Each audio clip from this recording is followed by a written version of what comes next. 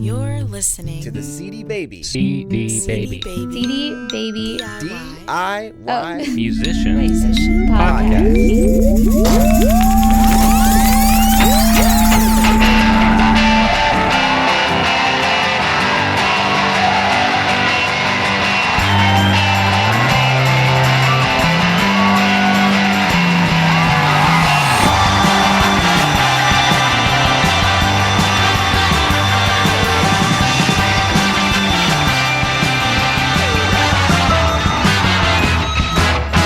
Hey there, and welcome to episode number 90 of the CD Baby DIY Musician Podcast.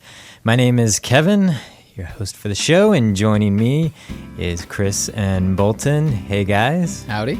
Howdy ho. Just so there's no confusion, I know last week all of us were together, but that was a special edition listener feedback episode. That was. So we this don't want to throw anyone off. Yeah, this is just our regular roundtable rotation where we talk about the news, some current events, our thoughts and comments on whatever we feel like. So, how you guys been? Very good. Busy. You've been busy with music? Yeah, of course, yeah. You? Been putting this album together still. That it's nearing completion. I just got some more guitar tracks to lay down, and then we're going to send it out for mixing and mastering. Awesome. I just finished my newest album this morning. Really? The final mixes were finally finalized in their final form. Wow. So when's this album coming out? 2012? Yeah, I'll probably wait for a while. The artwork now has to be just right. That's right. Of course. It'll take a couple of years, I think. We had a big thing happen for Hello Morning. Well, relatively big. But we got an opening slot for a band called Two Door Cinema Club here in town, which apparently, according to Jerry, my Irish friend who lives in Australia, who also listens to this podcast, he says that Two Door Cinema Club, they're from Ireland, and that apparently they're supposed to be like the next big thing in the UK. So hey, all right. They've been on tour with Phoenix here in the US, and then they get to tour with Hello Morning for a day in Portland. Yeah. Thrilling. So we're pretty excited about that. It kind of I'm sure they're more excited, though. They are. They've already been asking for autographs. It's embarrassing. Well, I just found out last night. I woke up at 2 a.m. and I started checking. For some reason, decided to check my old email address to see if anything had come in. I check it like once a month. I wasn't sure if it had been shut down or not. And there was an email in my box from this great band from San Francisco called The Finches, being like, hey, we're going to be there next month on the 25th. Want to play with us? And I hadn't answered. It was like a week and a half old. And I was like, oh, man, this would have been the perfect show, and we probably flaked on it. And I emailed her at like 2 a.m, and then when I woke up later, had a response. She was like, totally, let's do it. So, Nice. That's actually a good point, because that happened to us as well. We had set up our website through HostBaby and had our regular info at hellomorningband.com, through HostBaby. And then we also had another Gmail address that existed, and we had stopped using one of them, and finally somebody checked that email address, and there was like an email that was like a month and a half old that we've been trying to find you guys. How do we get in touch with you? And it was actually for a gig that paid $500. Fortunately, we still got the gig because it was far enough in advance, but it was like, wow, I got to make sure wherever that link is that's sending that people there, I got to go remove that. moral of the story, go to your website right now and make sure all the contact information is up to date. Yes. And click on the links too, because a lot of times I'll go, oh, it's correct. And then I'll forget that when you click on the little mail icon, it's doing something different. So Yeah. Well, speaking of icons, I recently launched a website that some musicians may find helpful. And I'm no web designer, so don't laugh at the design if you go there. But it's called socialnetworkingicons.com, and it's basically like a little site where you can get those little Facebook and MySpace buttons and stuff like that and put them on your site. It doesn't cost any money, and I just was getting questions from a lot of artists. How do you get those icons? And I wanted to learn a little bit of PHP and HTML and put it together and see if I could make it work, and I did. So it's there if you guys want to use it. excellent. Very So philanthropic of you. Yes. That's right. He's a giver. All right. Well, we've got lots of good stuff in this episode. We've got some pretty big news items. Then we've got a little story or a little excerpt of article about the iPad that I mentioned last time, and some of my future predictions that I'm sure everyone's been waiting on the edge Drum of their roll, seat. please. Sure. Then some listener feedback. But before we get into that, I wanted to mention that Disc Makers, who is under the same parent company. That's what I should say. We're like brother sister. That's right. companies. We're under the same parent company, the same umbrella. They are doing a contest, a big sweepstakes, to give away a ton of cool recording stuff. They've partnered with IK Multimedia. They make some cool software plugins and such. And Sonic Reality, and giving away some cool studio stuff. And all you got to do is go to their website and sign up for it. And unfortunately, we can't win. We're ineligible. We are ineligible. No! I already asked. But I did ask if my mom enters and wins, can I get the stuff? And they said yes. So yeah, go check that out. It should be up and running by the time you hear this podcast. So head over to discmakers.com and check that out. Should be some cool stuff. All right. Well, let's get into some news. CD Baby. CD Baby. Music.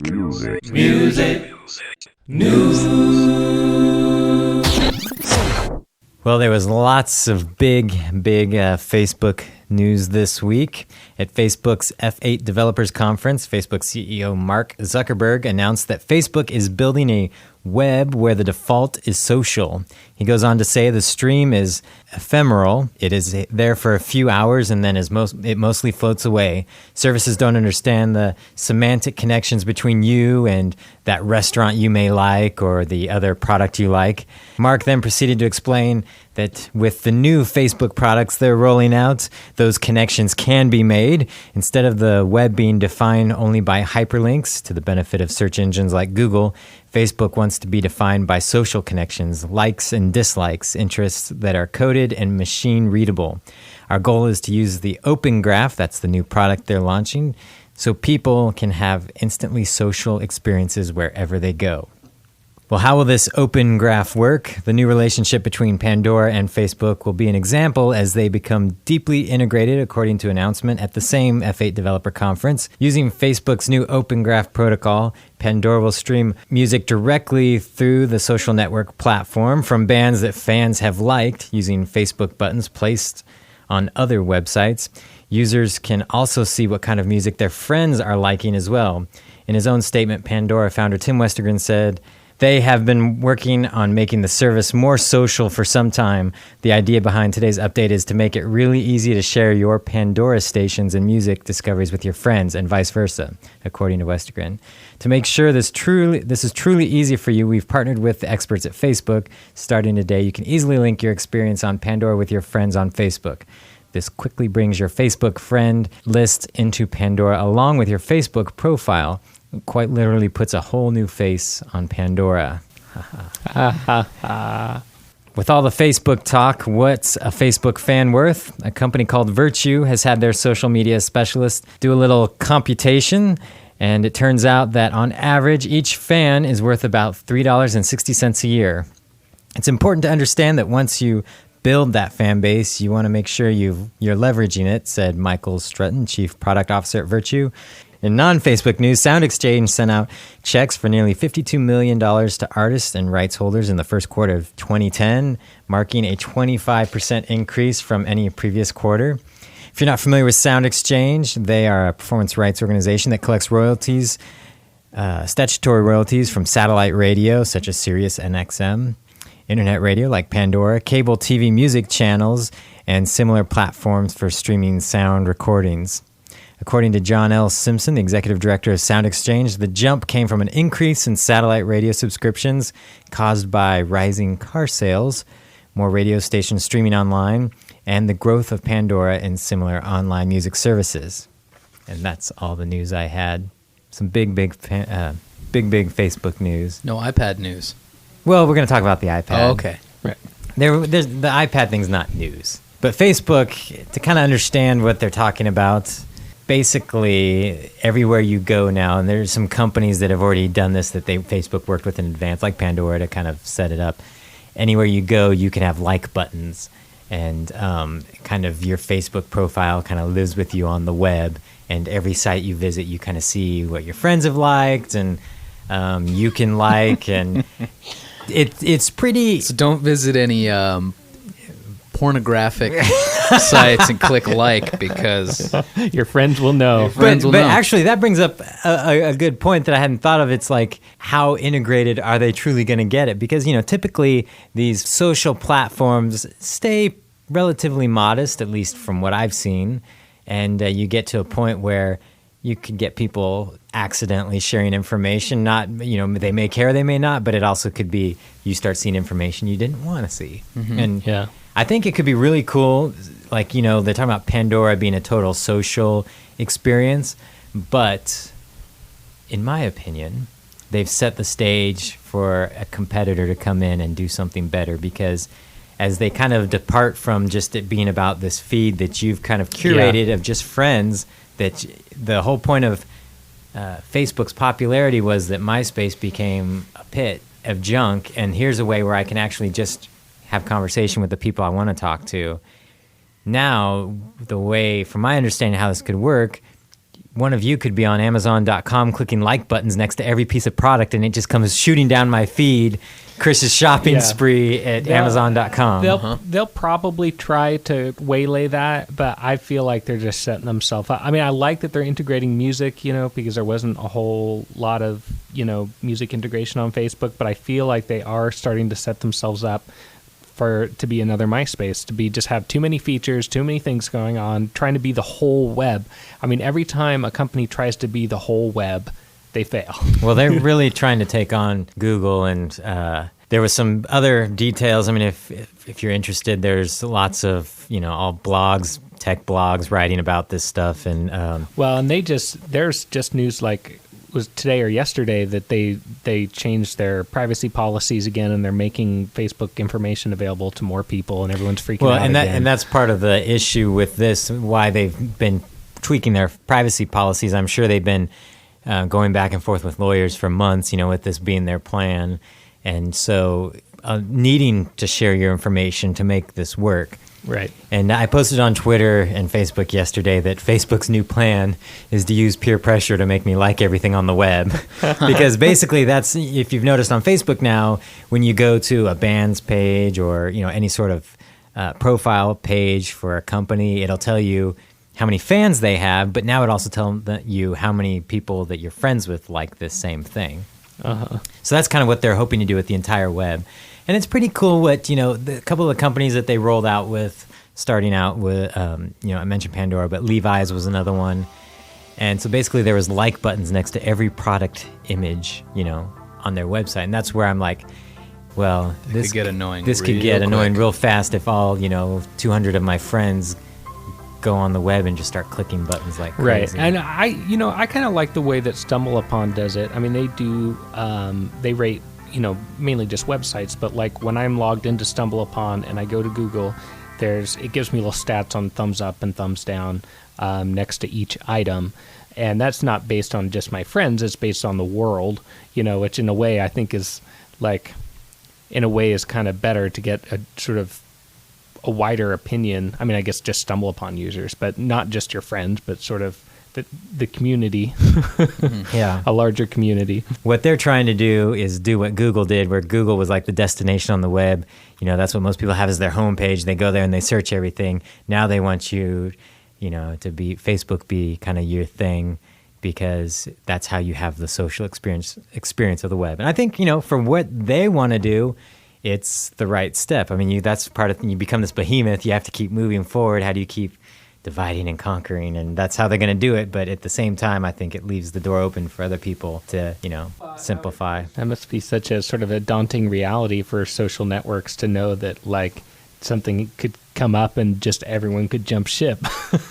Especially when you don't make money. I mean, Yeah. they're like valued at $100 billion, but they still don't really make money. So, all right. Well, as promised, I have this article that was in Time magazine a couple weeks ago about the iPad, and it had some very interesting insights that I thought were worthy of sharing. And in fact, Chris, I think you are really going to like the conclusion of this article. All right, read it to me.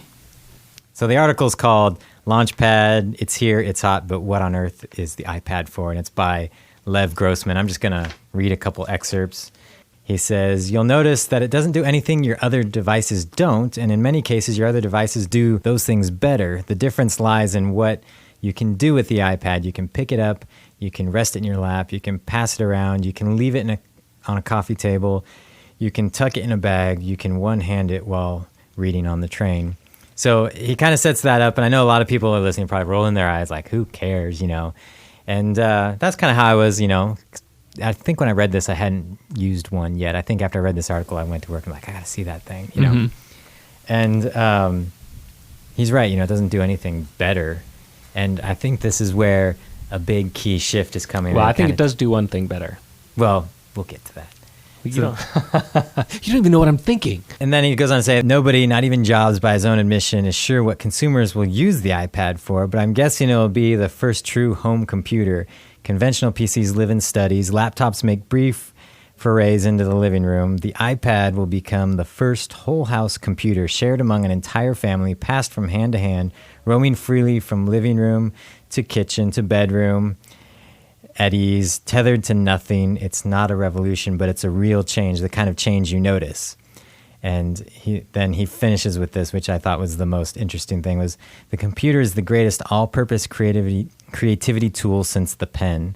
It put a music studio, a movie studio, a darkroom, and a publishing house on everybody's desk. The iPad shifts the emphasis from creating content to merely absorbing and manipulating it. It mutes you, turns you back into a passive consumer of other people's masterpieces. In that sense, it's a step backward. Not much of a fairy tale ending except for the people who are selling content. And that's you guys. That's our audience. That's where I thought it was interesting because, we kind of had this thing like in the 60s, they talked about, everyone's going to be walking around, with their jetpacks and Velcro outfits. Everything's going to be computerized. And then, the rise of the home computer. But then a device like the iPad, which almost takes computing back a couple notches, but is more of an organic integration into people's lives, that all those people you complained about, Chris, making music that shouldn't be. So now we have to convince them to get rid of their actual workhorse computers and laptops and only have iPads. Exactly. Well, if they're using PCs, that'll happen on its own. Oh, yeah. PC users self-destruct. aren't. Yeah. So there's a video that's been floating around the net just like the last 2 days, and I came across it like 3 times because people are passing it around like mad. It's a video, and I don't know if it's if this is a sponsored video or what, but it's a video of this woman, a 100-year-old woman, on her birthday gets her first computer, and it's an iPad. Mm-hmm. And they show her using it, and of course, she turns it on, and she's able to use it right away. Never used a computer before, but she's like, oh, you just click there, and oh, look, this is how you type. But can a cat standing on its hind legs use an iPad? Well, that video's yet to come, but I wouldn't be surprised. If you make that, Chris, and put your music to it, you'll have a big hit. That's true. So anyway, I'll try and find that article online. I thought it was really good. There's some more information in there that just about how Apple goes about creating things.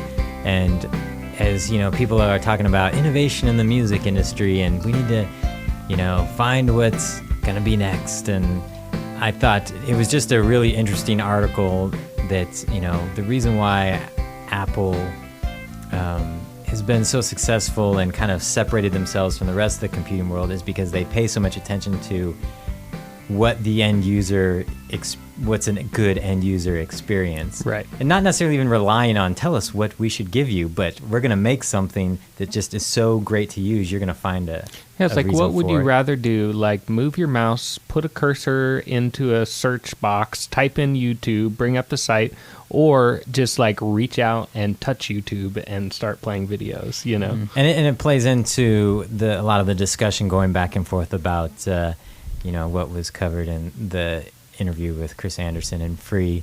I think a lot of people that are upset about the idea of even just, giving something away for free for promotional, I think a lot of the mindset is still wrong, that it's like you're still just thinking about the way you want it. And it's like the problem is whether or not me personally, I want to sell on my, don't give anything away for free, only give part of it away for free, whatever.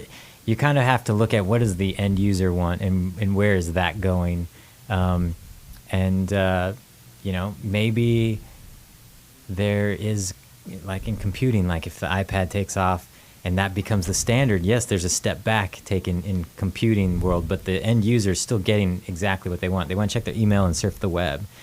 And that could possibly happen in music, where digital, maybe we go back to a physical world now. I don't see that happening, but you never know. It reminded me of a little tangential story, but there's a band in Portland called Dirty Mittens, and actually a couple of the people in that band work here at CD Baby. And today I heard that they're doing a thing with a VIP punch card for the band. Did you hear about this? Yes, I was going to mention this. So much like you might go to your local deli or sandwich place or Subway or something like that, and every time you eat there, they stamp your thing, and that if you come back after 10 sandwiches, you get a sandwich for free or something like that. Uh-huh. For the band, if you go to 5 of their shows and you have to go up to someone in the band and get their official punch after 5 shows, you can then trade it in for either, I think it was a free CD, a free T-shirt. You could attend one of their band practices. You could go to dinner with them. And then my favorite one was have a makeout session with one of the available band members. I think actually that calls into some hygiene questions. Exactly. I think actually it was you got to name what you wanted. Then that was just some of the suggestions. Oh, suggestions. So I thought it was a really cool idea, and I thought, yeah, that's a good idea. Get people to come out to your shows more than once, and if they're big fans, give them. They think you're really hot. Yeah, exactly. Yeah, maybe I could just start handing out makeout cards at my make out with the band. You don't even get have some to come picture to of like a boy band to put on there. You don't even have to come to the show. I'll stamp your ticket. Come make out. Yeah. So now that we've talked about the iPad, I mentioned that this played into my idea of where I thought things were going with the music industry. Oh, wait, I never said what I thought it did better. Oh, yes. Bolton, you said you had something that you thought the iPad did better. Well, I mean, we kind of covered it a little bit, but I feel like the iPad displays media in sort of a better way than other. I mean, like especially like, as far as like a device that can render text and videos, and in a very like easy to use, easy to read, easy to manipulate fashion. I think that it sort of is better than regular computers and better than iPods and iTouches and cell phones because they're so small and they're harder to navigate. Yeah, it's a very useful tool for manipulating media. And that was the thing when, I still don't personally want one, but that was one of the things when I went and messed with the one that CD Baby bought, that I was like, oh my goodness, the way it moves, and you feel like you're moving through the web, and the content is a lot more rich. And I think it's going to change the way people manipulate or build websites. It's going to change the way people put out content. Now, you say you don't want one, but you just mean that you don't want to spend $500 on one. No, I mean, right now I've got a laptop that does the job for me. To me, at this point, the infrastructure to support that experience has not been built. So this is like the device. This is like, here it is. This is where things are going. But you're not going to get that experience. Like Wired Magazine made this amazing, version of their magazine using it. So there's people out there starting to develop for it, but it's still new, Yeah. So you'll get the 3rd generation or 4th generation or something like that. But talking about that was one of the things that got me thinking, combined with a few other points, a little bit of background information to pad my "this is where I think things are going" statement, which I'm fine. Yeah, to pad it. And I'm perfectly okay if I'm wrong, so it doesn't matter to me. So this is the future of music you're about to tell us about. I'm about to tell you about it, but from my perspective. Now this is a landmark moment. Mark it on your calendars, folks. That's right. You heard it here first. You'll hear some imitators months, years down the road. Nostradamus moment. You can say you heard it first on the CD Baby DIY Musician Podcast. That's right. So basically, here's a little bit of background information that's important to know. Number one, YouTube is now the number 2 search engine on the web. So people have gotten used to the idea of, instead of using Google, I'm just going to go to YouTube and not just see some information, like some text. I'm going to see how to do it and hear how to do it and, watch the answer instead of, just reading it. Right. And and also the recent drastic improvements of video and music content still being the number one thing on their site. But combine that with the complete immersion of media from new tablet computers like the iPad, and there's a whole slew of them coming out. And then other things like, most of our top sellers here at CD Baby as of late have had some sort of big impact on YouTube or just video in general. And then recently, with Hello Morning, my band, we started, we've been doing YouTube videos for a while, but we started just doing shorter bursts of video that we just put on Facebook, not like with subtitles or whatever, just like, 20 seconds of this or that. Mm-hmm.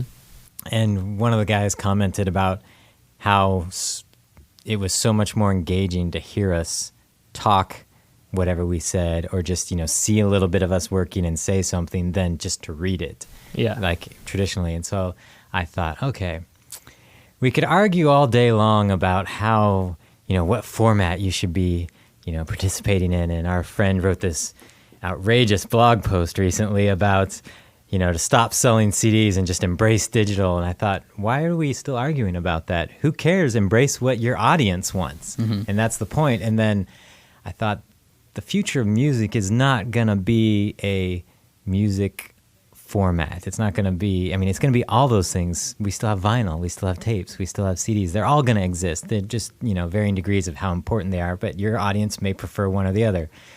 And I thought the real place things are going is extreme interactivity with like video and multimedia content. And so I started thinking that if you're a band and in a few years it's going to be quite possible that if you don't have some sort of video integration into what you're doing, you're going to be seen as like how bands were seen that didn't have websites, that didn't have MySpace pages, that people are going to get so used to manipulating content in a rich format like the iPad that without video component to what you're doing, it's just going to seem like, you just don't exist. And so to me, that's where things are going, a real integrated thing.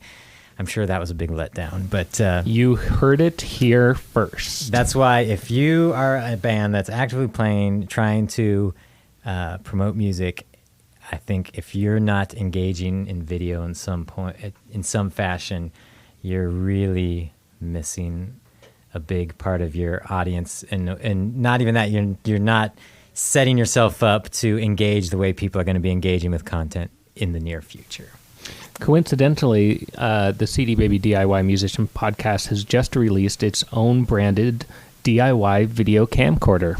That's right. The word flip has been scratched off and we replaced a DIY in Sharpie.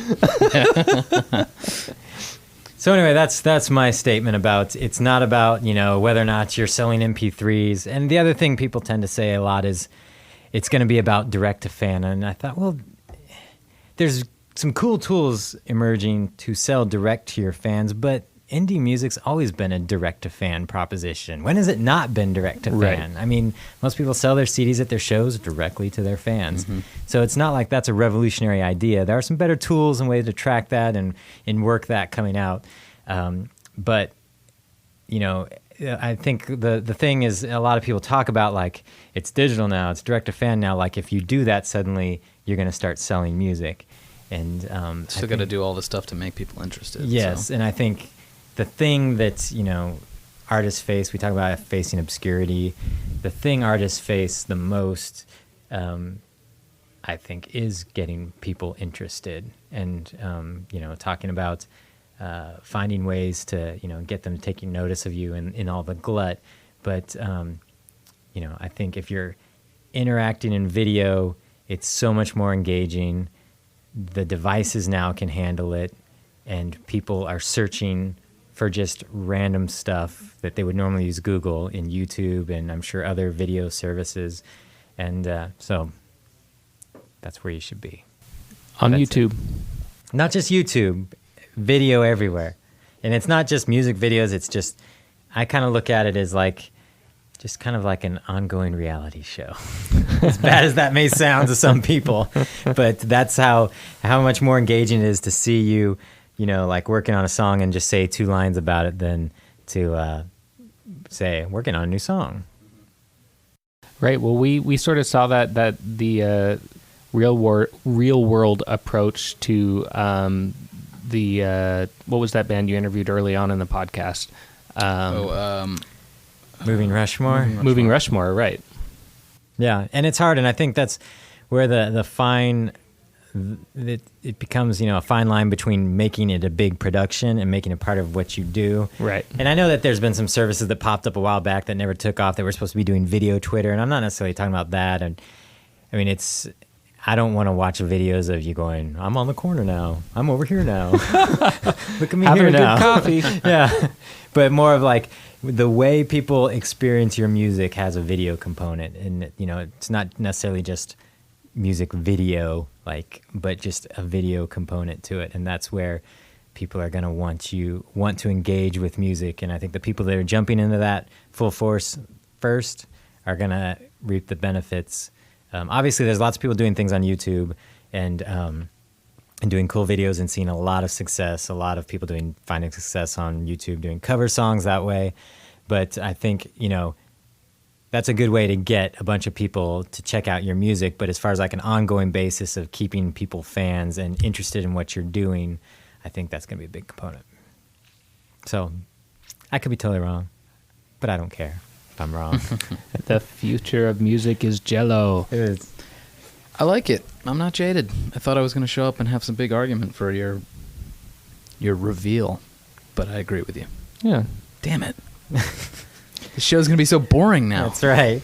I think that obviously, it's not like we're announcing it's not so much a new business model as just the way that people promote things in general needs to have an interactive, video element. Yeah, I think a couple other things like, the reason I wanted to cite that iPad article is because he was talking about, it being passed around and it being something that's more integrated into your life, but yet does less.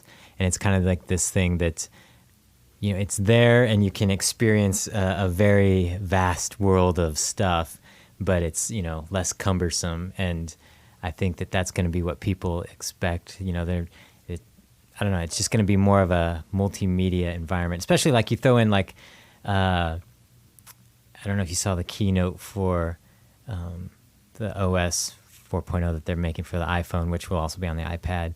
But they showed this new ad platform that they're launching for the apps, and it was very much the same, it's a whole ad, but it's very interactive, and there's, all sorts of media involved. It's not just sitting there passively watching something. So I don't know if we need to podcast anymore after this. Yeah. I think we basically Moving said steadily it in the all. future. We're going to have to start a video podcast. I know. Which our one listener who does video podcasts is going to yell at us for calling it a video podcast and not just a podcast. Or a vidcast. Vidcast, yeah.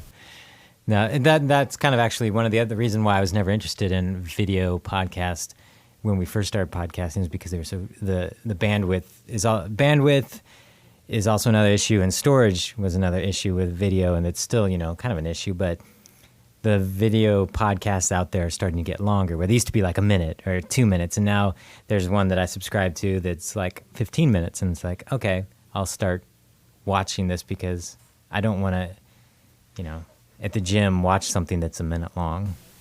Well, I think that the experience of just listening to audio, whether it be music or podcasts, is not going to go away because people like to do stuff and listen to the radio at the same time. I mean, I think that people like to work out. People like to wake up in the morning while listening to audio, and you can't do that. You can't be running around. I mean, maybe a little more with the iPad, but it's still going to be hard to get dressed and go from room to room while watching something on television without walking into a wall.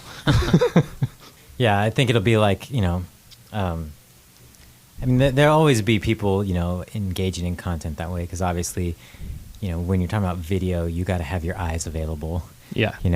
Which I'm getting a little disturbed with the amount of TV screens popping up in new cars these days. I know. It's like, it's like, can we go somewhere without a screen in front of our face? Jesus, no kidding. But I think it's going to be like, someone goes to your band website and they're like, what? There's no videos? Loser. I mean, It's just like, and I think that's kind of, people want to see and feel like they're experiencing, because, like for us, Hello Morning, we probably have more fans outside of Portland that have never seen us play, just from the content we've put out on the web and just the ability to reach people. And, it's been kind of a cool thing to see, because our EP is brand new, but we've, a blog down in Argentina wrote something about us, and now we've got, some fans in Latin America and who've been posting on Facebook that, that I love this song. When are you going to come to Mexico City? I'm like, that'll be a while. And so it's just like our audience that's listening to what we're doing and taking part is so much bigger than the audience here in town that might actually come and see us do something in real life visually. And so being able to broadcast that video content so they feel like they're more a part of it is important. But that's all. We'll see. You can comment. You can call in at 206-426-5683. Tell us your thoughts, comments. We actually didn't have any phone calls that I could use this week. Several people called, but they were really long. And I think everyone got all their phone calls out because we had tons of them for the last episode. But just a reminder, if you call our listener line, please keep the calls within a minute or two. When they get too lengthy, a lot of times they'll have good information, and usually someone's on their soapbox. And especially if they're on their soapbox, I love to use those calls, but I feel like if I have to edit it down, that I'm starting to alter what they say, or may unintentionally give them the impression that I altered what they were trying to say. So try to keep them 1 to 2 minutes. And that would be appreciated. You can also email us, and it's easier to read those. So this week was everyone getting angry in the comment section. Nice. So, let's hear it. Brian Dobbs, who did not like Chris Anderson, he now also doesn't like us. No, actually, he was very appreciative, but he wrote a very long comment. He's got some good things to say in the comment page, but well, Chris just had to step out. He may be leaving us. I know. He just tore off. I don't know. I don't know if he had to go to the bathroom. Something about picking up his parents at the airport. What a lame excuse. Are you back? All right. Well, Chris, give us your closing word. Well, we need you to say word. Word. All right. There you go. Now you can leave. Now you can leave. Dismissed? Yes, you're dismissed. But basically, Brian Dobbs' comment, I think it sum up is that, he doesn't like the fact that Chris Anderson has all these credits to his name, makes lots of money speaking, and then feels like he's telling indie artists who aren't in that same spot to give away all their music for free and not make money. It's very detailed. I think you should, if you're still interested in the argument, definitely head over to the comments. This is for episode number 89.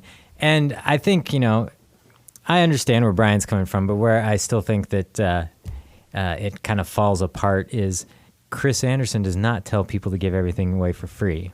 And that's where I think it's one of those things, like sometimes in politics, you got both sides arguing. It doesn't matter how many times you re-say something, they're going to hear what they want to hear. And the people that don't like the idea heard that Chris Anderson told them to give everything away for free. Right. Well, and I think the point is not that we are huge Chris Anderson fans, but that we do believe that using free music is a great promotion technique, and I think that whether or not Brian appreciates Chris Wallace or his ideas or not, I think that the idea of free music is still really important and something that we encourage artists to try out, because it's a marketing technique. It's not giving away all your music for free. Yeah, and in his comment he wrote, so a lot of independent artists have only one option: write and record music, promote it online, sell copies, and start generating income. Hopefully with a little luck and a smart marketing plan, artists will begin the slow transition from working a day job to a full-time artist. And then he said, just ask Jonathan Colton. And the thing is that Jonathan Colton was giving away music for free. Yeah. He was giving away for podcasters to play, but he was also, I believe, giving away a free track. And you could go to his website and get it for free, a lower quality version. Yeah, he did the song a day, right? Yeah, and it's been a while since I did that interview, but I know that there was a free component to that.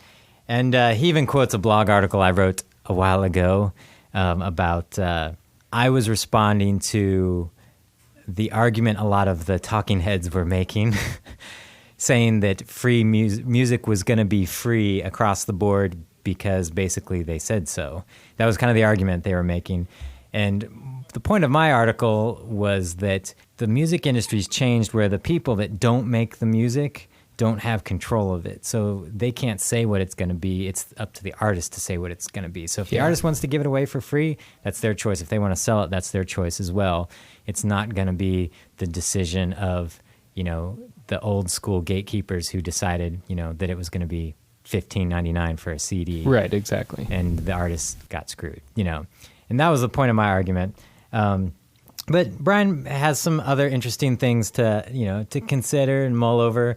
Again, I don't think anyone's saying give away your music if you give away everything. It's a matter of building that fan base. And here's another comment by Mark Shalansky that I thought was good. I don't know why people are freaking out so much about Chris Anderson's book interview.